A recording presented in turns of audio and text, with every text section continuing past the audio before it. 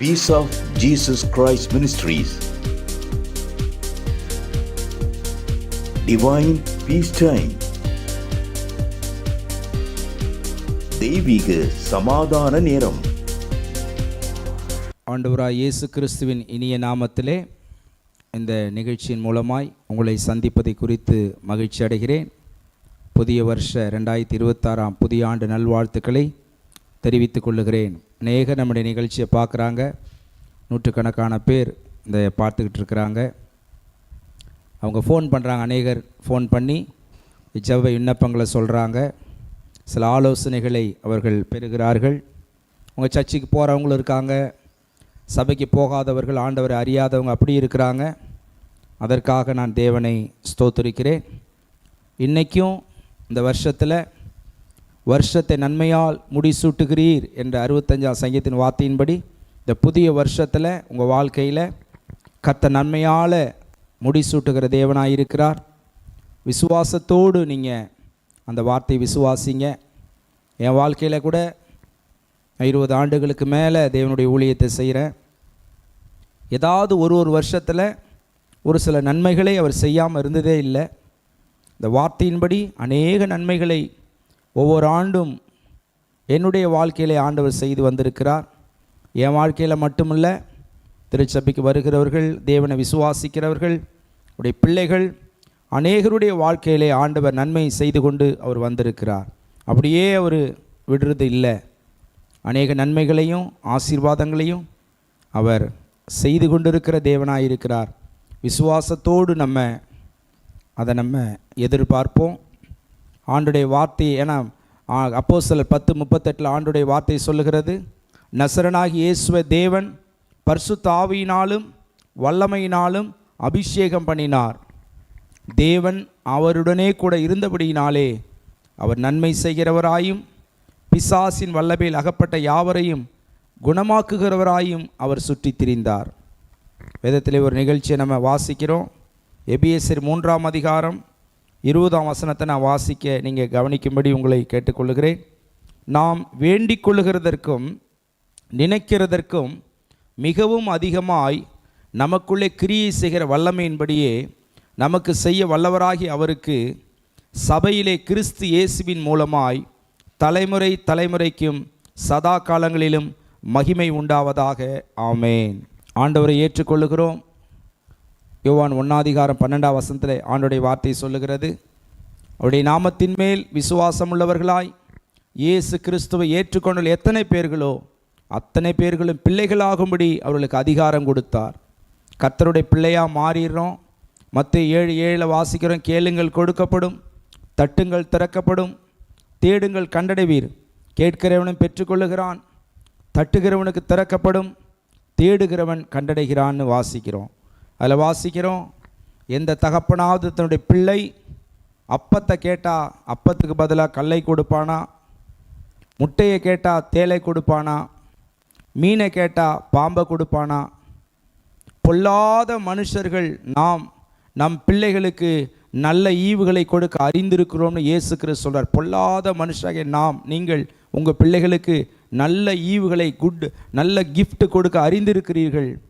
பரலோகத்தில் இருக்கிற பிதா பூரண சர்க்குணராயிருக்கிறார். அவர் நல்லோர் மேலும் தீயோர் மேலும் மழையை பெய்ய பண்ணி சூரியனை உதிக்க பண்ணி அவர் நல்லவங்களுக்கு கெட்டவங்களுக்கு அவர் உதவி செய்கிறார். நல்லவங்களுக்கு மட்டும் உதவி செய்ய, கெட்டவங்களை விடல, எல்லாருக்கும் அவர் நன்மை செய்கிறார். எல்லாரையும் போஷிக்கிறார், எல்லாரையும் பாதுகாக்கிறார். அதில் ஒரு விஷயம் இருக்குது. ஏன்னா ஒரு காலத்தில் நம்ம தீயவர்களாக இருந்திருப்போம், கெட்டவர்களாக இருந்திருப்போம், பாவ வழியில் ஜீவிச்சிருப்போம், மோசமானவர்களாக இருந்திருப்போம். கர்த்தர் பொறுமையாக இருந்து வாசிக்கிற வசனத்தில், அக்கிரமக்காராக இருக்கும் பொழுது கிறிஸ்து நமக்காக மரித்து இயேசு கிறிஸ்து அவருடைய அன்பை வெளிப்படுத்தினார். நம்ம பாவிகளாக இருக்கும் பொழுது நமக்காக தேவன் மரித்தார். நல்லவனுக்காக அவர் இல்லை, பாவிகளாக இருக்கும் பொழுது மரித்து அவர் அன்பை விளங்க பண்ணினார். ஆகவே ஒரு காலத்தில் நம்ம அப்படி இருந்தோம், இன்றைக்கி நல்லவர்களாய் கர்த்தர் நம்மை மாற்றி இருக்கிறார். அதுபோல் இன்றைக்கி இருக்கிற தீயவைகள் கஷ்டப்படுறவர்களுக்காக நம்ம ஜெபிக்கும் பொழுது அவளை நல்லவர்களாய் மாற்றுவார், அவர்களுக்கும் நன்மை செய்து கொண்டிருக்கிறார். ஆகவே பொல்லாத மனுஷர்கள், நீங்கள் உங்கள் பிள்ளைகளுக்கு நல்ல ஈவுகளை கொடுக்க அறிந்திருக்கும் பொழுது நான் செய்ய மாட்டேனான்னு சொல்ல ஆண்டோட கேட்கணும். எங்கங்க நிறைய பேர் கேட்க மாட்டாங்க. விசுவாசிகளே பார்த்தீங்கன்னா ஜெபத்தில் நம்ம பார்க்கும் பொழுது அவங்க எதுவுமே கேட்காம வருவாங்க போவாங்க, கர்த்தரை ஆராதிப்பாங்க. ஒரு சிலர் தான் கேட்பாங்க, சிந்தனை அவங்களுக்கு பெருசாக இருக்கான. ஜெபிக்க ஜெபிக்க ஜெபிக்க ஆண்டவர் வசனத்துக்கு நேராக நம்ம நடத்துவார். அந்த வசனத்தில் ஒரு பெரிய சக்ஸஸ் ஃபார்முலா, ஒரு ஜெயத்தை குறித்த, வெற்றியை குறித்த ஒரு தத்துவம் அதில் இருக்கிறது. என்னன்னு சொன்னால், நாம் வேண்டிக் கொள்ளுகிறதற்கும் நினைக்கிறதற்கும் அவர் கிரியை செய்கிற தேவன். மிகவும் அதிகமாக இருக்கு வருவேன். இப்போ என்ன காரணம்? நம்ம வேண்டிக் கொள்ளணும், நினைக்கணும். என்னத்தை நினைக்கிறீங்க உங்கள் வாழ்க்கையில்? என் கஷ்டம் மாறணும், என் வாழ்க்கையில் நன்மை வரணும் நீங்கள் நினைக்கிறீங்களா? புலம்பலை ஆனந்த கழிப்பா தேவன் மாற பண்ணுவார், துக்கங்களை சந்தோஷமாய் மாற பண்ணுவார், என்னுடைய இருளை வெளிச்சமாக்குவார்னு தாவீது சொல்கிறார். யோசேப்பு சொல்கிறார், தீமை செய்ய நினைத்தீர்கள், தேவன் நன்மையாய் மாற பண்ணிடுற. பாசிட்டிவ் தாட்ஸ் உங்களுக்குள்ளே இருக்குதா? என் கஷ்டம் மாறும், என் பிள்ளைங்க நல்லா படிப்பாங்க, என் பிள்ளைகள் கர்த்தரால் போதிக்கப்பட்டிருப்பார்கள், என் வாழ்க்கையில் கர்த்தர் நல்லது செய்வார். நன்மையான நினைவுகள் உங்கள்கிட்ட இருக்கா? உங்கள்கிட்ட ஒரு நல்ல நினைவுகள் இல்லைன்னா நீங்கள் ஜெபம் பண்ணி ஆண்டவரே ஒரு நல்ல சிந்தனை எனக்கு தார. வசனத்தை படிக்கும் பொழுது நல்ல சிந்தனைகள் நமக்குள்ளே வருகிறது. உன் வேதம் என் மனமகிழ்ச்சி, தாவீது ராஜா சொல்கிறார் சங்கீதத்தில்.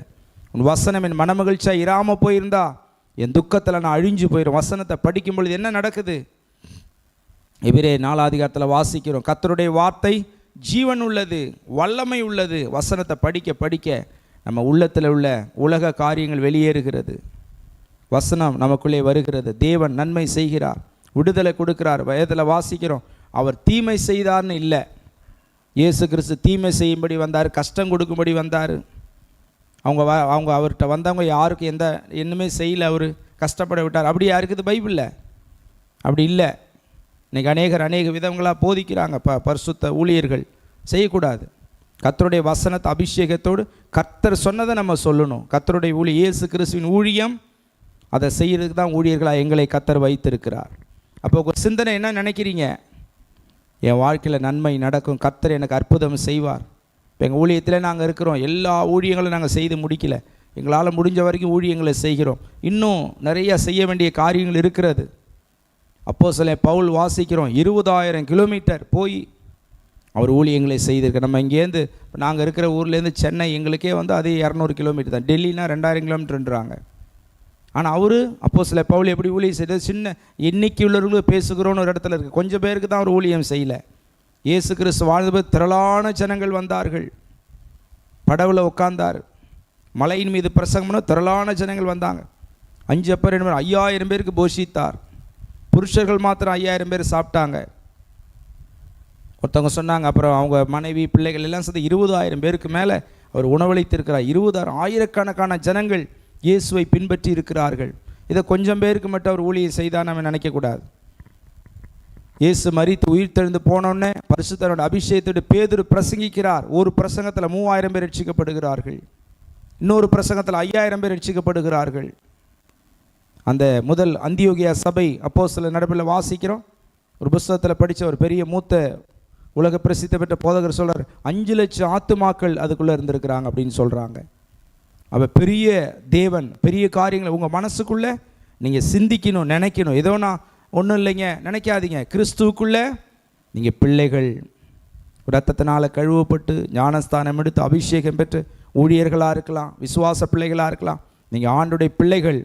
உங்களை கொண்டு கர்த்தர் பெரிய காரியங்களை செய்ய அவர் விரும்புகிறார். சிறப்பானதை நீங்கள் நினைங்க உங்கள் மனசில். ஏதோ நான் தாழ்மை, இன்ஃபீரியாரிட்டி காம்ப்ளெக்ஸ், தாழ்மை, என்னால் முடியாது அப்படின்னு நீங்கள் முடிவுக்கு வராதிங்க. உங்களால் முடியாது நினச்சா கூட ஜெபிக்கும் பொழுது, வேதத்தை வாசிக்கும் பொழுது கர்த்தர் அவர் பெரிய காரியங்களை செய்கிற. வாளாக்காமல் தலையாக்குவேன், கீழாமல் மேலாவேன்னு ஆண்டவர் சொல்லியிருக்கிறார். நல்லதை முதல்ல திங்க் பண்ணுங்க, அதை கர்த்தர்ட்ட வேண்டிக் கொள்ளுங்க. ஆண்டவரே இந்த காரியங்களை வாக்கிய செய்யணும். அப்படி நீங்கள் செய்யும் பொழுது வாசிக்கிறோம், நமக்குள்ளே அதை மிகவும் அதிகமாய் பெருக பண்ணுகிற தேவன். நீங்கள் வேண்டிக் கொள்ளுகிற காரியங்கள், நினைக்கிற காரியங்களை விட அப்படியே செய்வேன் கூட போடல. நாம் வேண்டிக் கொள்ளுகிறதற்கும் நினைக்கிறதற்கும் மிகவும் அதிகமாய் நமக்குள்ளே கிரியை செய்கிற வல்லமையான தேவன் நமக்கு செய்ய அவர் வல்லவராயிருக்கிறான்னு வாசிக்கிறோம். கிறிஸ்து இயேசுவின் மூலமாய் தலைமுறைக்கும் சதா காலங்களிலும் மகிமை உண்டாவதா. கிறிஸ்துவின் சரீரமாகிய சபை அவர் தலையாயிருக்கிறார். ஆண்டவராக இயேசு கிறிஸ்து தலையாயிருக்கிறார். நம்ம we are body of the Christ. நம்ம இயேசு கிறிஸ்துவின் சரீரமாயிருக்கிறோம். அவர் பெரிய காரியங்களை நம்ம வாழ்க்கையில் செய்கிறார். நீங்கள் உங்கள் மனசில் அந்த சத்தியத்தை உங்களுக்கு சொல்லிக் கொடுக்கணும். ஏற்கனவே என்னுடைய நிகழ்ச்சிகளில் நிறையா நான் அந்த சக்ஸஸ்க்கான காரியங்கள் சொல்லி கொடுக்குறேன். அதை நான் ஃபாலோ பண்ணுறேன், ஜெபம் பண்ணுறேன், பிரயாசம் எடுக்கிறேன். அநேக காரியம் ஒன்றுமே இல்லாமல் துவங்கப்பட்ட என்னுடைய வாலிப வாழ்க்கை இன்றைக்கி கர்த்தர் அநேக காரியங்களை செய்து அவருடைய ஊழியத்தை செய்ய கர்த்தர் உதவி செய்திருக்கிறார். இப்போ டிவி நிகழ்ச்சி மூலமாக உங்களை ரீச் பண்ணி நூற்றுக்கணக்கான பேர், 400 பேர், 500 பேர், அதுக்கு அதிகமாக 1000 பேர் வரைக்கும் நூற்றுக்கணக்கான பேர் நம்முடைய நிகழ்ச்சிகளை இப்போ இன்னும் 10K 20K போல பரவாயில்ல. அதை நினச்சி கவலைப்படல. 400 பேர் தான் பார்க்குறாங்க, 1000 பேர் தான் பார்க்குறாங்க, 300 பேர் தான். சில வியூஸ்லாம் பார்த்தீங்கன்னா ஏதாவது ஒரு திடீர்னு குண்டை தூக்கி போடும்போது அப்படியே நிறையா போகுது. அப்படிலாம் ஏமாற்றக்கூடாது. கரெக்டாக கர்த்தருடைய வார்த்தை நான் பார்க்குறேன். கர்த்தருடைய வார்த்தை, தேவ வார்த்தை, அது யாரும் பார்க்க மாட்டாங்க. இஸ்ரேல் தேசத்தை குறித்து காரியங்கள் என்ன, அவர் ஏதாவது ஒரு பூகம்பத்தை போடும் பொழுது அப்படியே அது பயங்கரமாக மக்களுக்கு அப்படியே மாறிடுச்சு. இதெல்லாம் நம்ம வாழ்க்கையில் மாற்றத்தை கொண்டு வராது. கர்த்தருடைய சமூக ஆண்டவரே, நான் உங்கள்கிட்ட வேண்டிக் கொள்கிறேன் ஏசப்பா, நான் நினைக்கிறேன் என் வாழ்க்கையில் நன்மைகளை செய்யும். நன்மை செய்ய வந்த இயேசு கிறிஸ்து அவர் நன்மைகளை செய்ய ஒரு வல்லவராக இருக்கிறார். நீங்கள் விசுவாசத்தோடு நீங்கள் ஃபாலோ பண்ணுங்கள்.